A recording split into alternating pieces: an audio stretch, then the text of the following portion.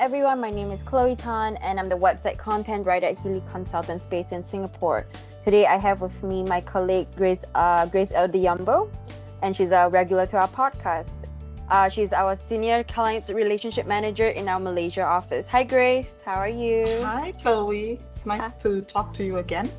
I know it's been a while. It has. Yeah.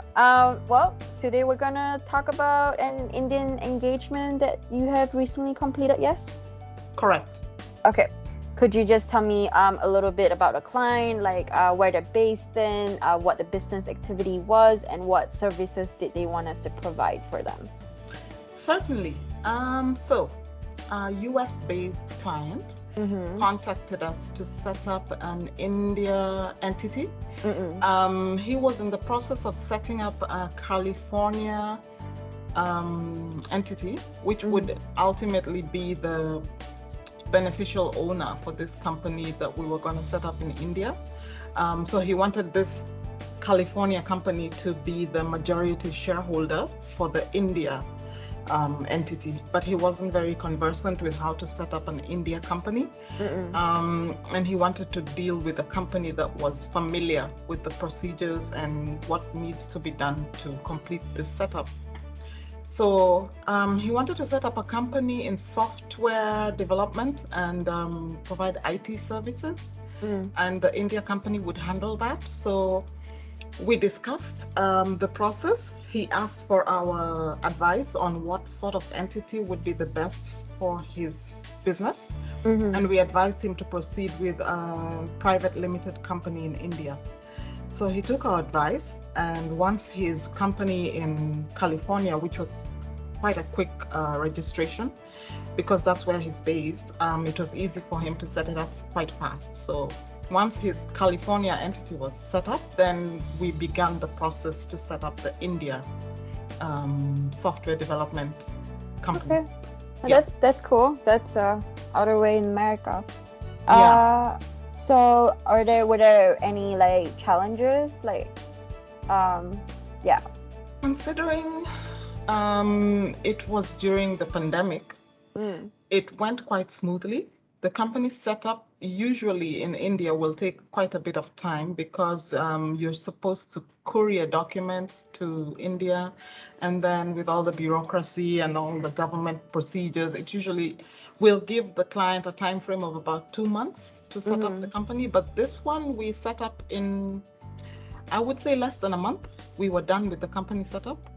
From the time the client engaged us to the time we completed the engagement, the registration of the company was done within a month. So that went really smoothly, and we were very happy with that. Oh, wow. Yeah. Is there any reason why it took that fast, or? We don't really know exactly what the reason is, but the government was responding very fast.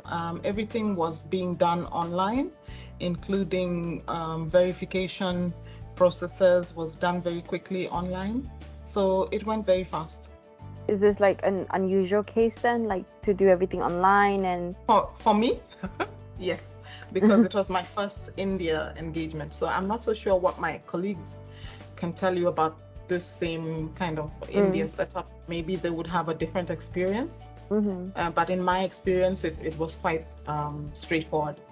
Oh, nice. Well, now you have some experience under your belt with Indian companies. All right. Well, did you have to open a bank account, I think you mentioned? Or? Yes, we did. So immediately after the company was set up, we contacted the bank, our preferred bank in India, and set up a three-way call between the company secretary, who is based in India, and our client, who was based in the US, and the bank. The bank relationship manager and senior manager were going to question and find out more about the company before they begin the profiling of the company to open the account. Okay. So once the call was done, the bank sent a few questions for the client to reply, which is referred to as the profiling. And once the profiling was done, then they proceeded with the account opening, which also took less than a month to complete. Oh, well, Yeah. everything seems like it's going so smoothly. Correct. Nice. So, yeah. Pleasant surprise. That's a good surprise. Yes. Especially during the pandemic. Yeah. Okay. So, well, Grace, like, were there any like highlights or key takeaways from this engagement, or? Yeah, we did actually find out that there is a digital certificate that all directors must have, which enables them to actually digitally sign documents, government documents. It's the only acceptable signature. Apart from notarized documents, you can also sign this with this digital certificate, and this is accepted by the government. So one thing that we realized during the process is that the digital certificate can actually be done directly by the client from the US. It doesn't have to be done from India. As in, our company secretary doesn't have to do it. If the client prefers to do it on his own, he can do it. So there's always that option. We just send you the steps, what needs to be done, and you can do it yourself from wherever you are. Yeah. So there's always that option. That's good to know. Yes. All right. Well, Grace, thank you so much for your time today, and I look forward to talking to you again. Yeah, me too. Thanks, Chloe. And before we end the call, of course, we have to inform our viewers that whoever is following us on our web pages and interested in business related content, that they could subscribe to our YouTube channel and click on the notification bell, just so that they're notified whenever we upload content. Whoever is interested in business related content, because we regularly update our socials. Yeah, definitely. Well, thank you for the reminder. Thank you, and have a nice day, Grace. Talk to you later. Thank you, Chloe. All right, bye. Bye.